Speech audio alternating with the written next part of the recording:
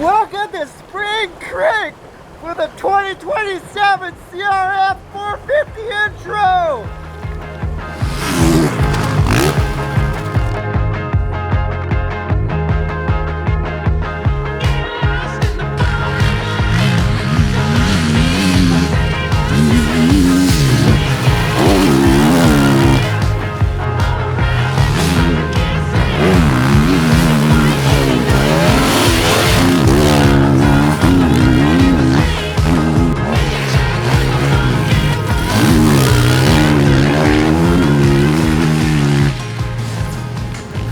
It's looking pretty good. It's looking really good.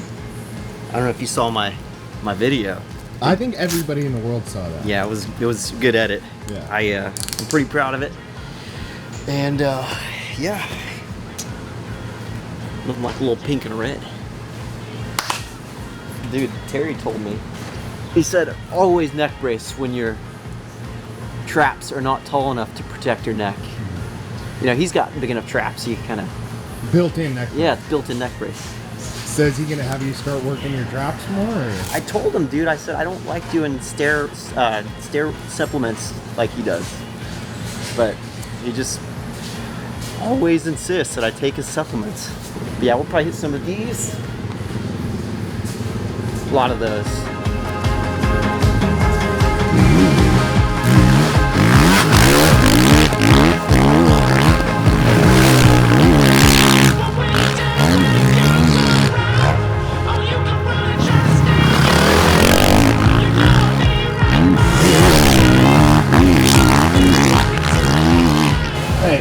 So what are you doing out there on the old bike?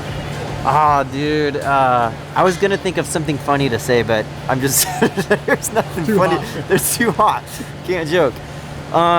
Yeah, we wanted like a comparison for everyone. So, you know, last time we rode, we had one bike, but it didn't really get ridden. So, kind of had two brand new 26s. We want to just make sure they're broken in and they're not like crazy far off. So, made a few adjustments just to make sure they're like decent, and hopefully people ride them and they can actually feel the difference, right? Because it's one thing to just ride a bike around the track with no reference, but for guys to be able to jump back and forth on these bikes, I think that'll be a really good test. When we were in Japan, Josh Moseman was like, yeah, the bike was pretty good, and then I hopped on the old bike and it was like, oh wow, that's like really, really impressive. So I'm hoping that's what happens. But yeah, we're breaking in the track too. It's pretty muddy. Got some rain last night, so just getting those bikes nasty and dirty rather than the new bikes for the media to ride. So a couple purposes: breaking in the track, making sure the bike's good, and yeah, just trying to see if we need to change it.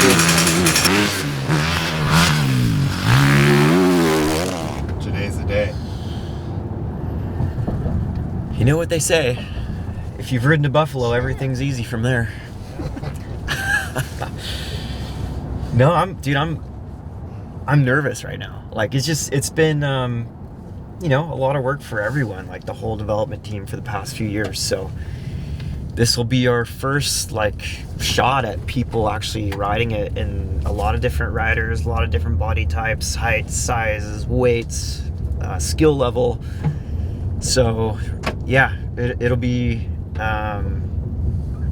nerve-wracking, but I'm also like really excited because I know that it's a great motorcycle. So you think I wanna fall in love when I'm not, babe? You want a life as a wife, but that's not my thing. You be at home all alone looking at the rain. I'm just gonna tell you straight, baby,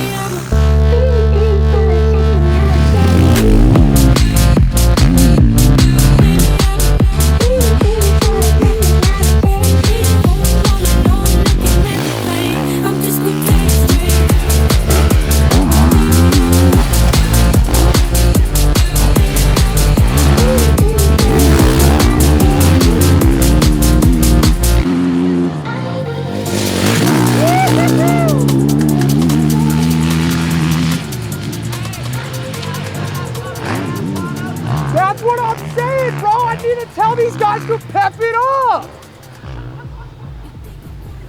They're bogging, bro. Get in the right RPM. What's the feedback so far from the media? yeah, I think overall pretty good. Like, people are really impressed with the motor. I've heard several times, like, the stance, you know, the ease of ride, you know, kind of not so twitchy, not so harsh. Those are things that I was hoping to hear, and so that's what I'm hearing. So I'm relieved, you know. And then Hunter rode it, and he's all pumped compared to his race bike, compared to the last one. So the only person that kind of hates it is Mathis, and I think he's really on a covert mission from Yamaha to ruin our day. Yeah, I don't think anybody cares about his opinion. Nah, no one cares about him anyway.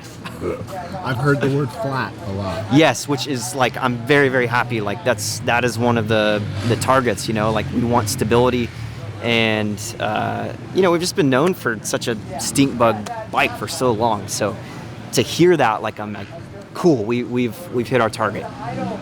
You did a good job. I mean, I did the whole thing, so.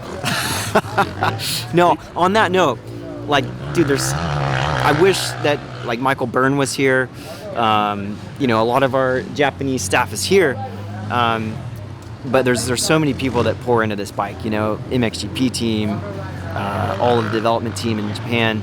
So I get a lot of credit for this thing, probably way too much, but there's so many really good people that have been working on this thing. So yeah, just to say, like, it really does take a huge team effort for this motorcycle, and everyone's done a great job. We're here at Spring Creek, man. This is one of my favorite tracks. It's a big deal. We've got a new bike that's almost 10 pounds lighter, and we've been making a big deal about it. So today was day one of everyone riding it, and we got some great feedback, man. The one that everyone has been talking about is the weight loss. I don't know if I can communicate how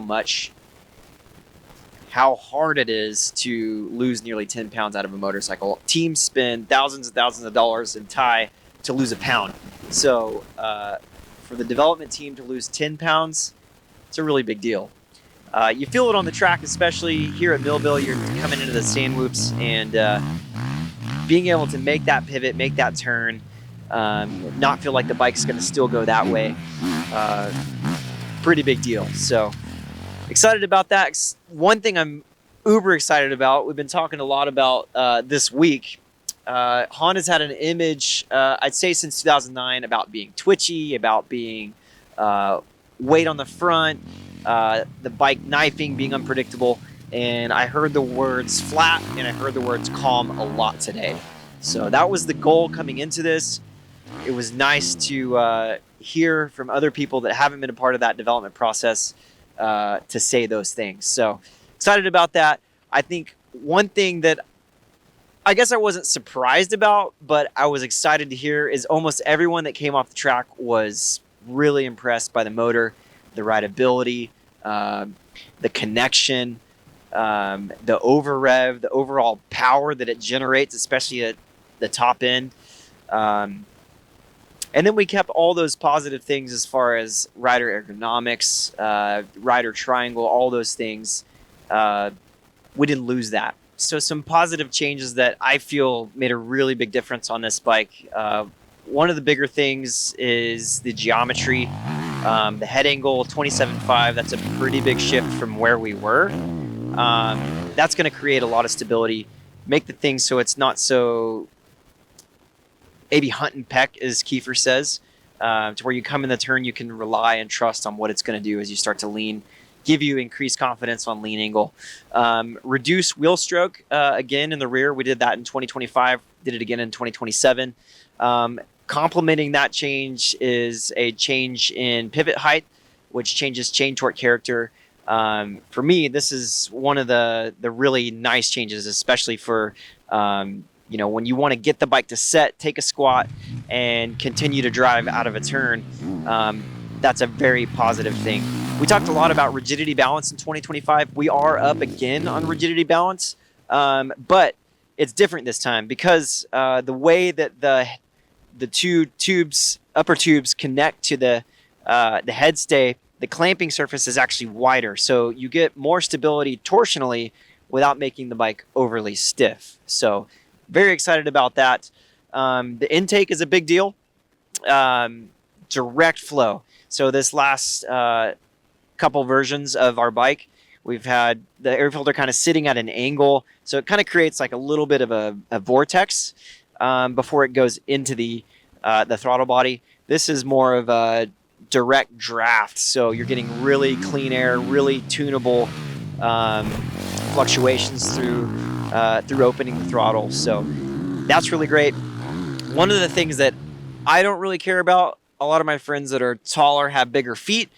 The pegs are moved back 5 millimeters, and then the shifter is 10 millimeters longer. So a lot of my friends talked about how the Honda shift lever is too short, but I got little feet, so wasn't really a concern of mine ever. Also, notable thing, tank is bigger. So if you're doing longer motos and you're worried about that on your current bike, 2027, you don't got to worry about it. We got a big tank on this, buddy. You know, I think as manufacturers, we all chase one thing, and for a lot of years, bikes were going thinner, thinner, thinner, thinner, and I think we actually went too thin. So last generation change in 2025, the bike got wider. It got more surface to clamp onto for the rider to grab with your body. This is, again, a little bit wider. The seat has a more square shape. A lot of times when we ride Supercross, we'd get through the seat cushion into the seat rail or the subframe rail. So got more cushion there. There's more to feel. There's more of an angle to grab. And then the number plates are bigger, the shroud's bigger, so there's just a lot more surface for you to grab as a rider. So very excited about that.